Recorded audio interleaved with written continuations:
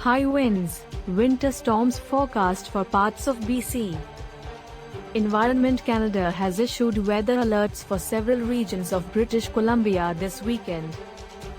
The Weather Service is forecasting strong winds for the following areas: Central Coast, coastal sections.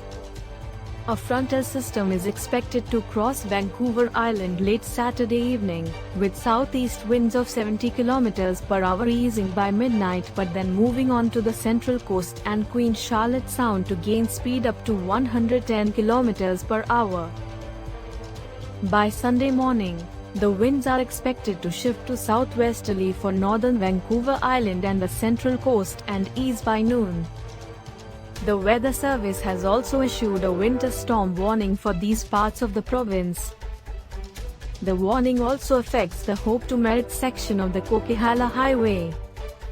There is also a snowfall warning for the Elk Valley, where 15 to 20 centimeters of snow is expected overnight, tapering off by Sunday evening.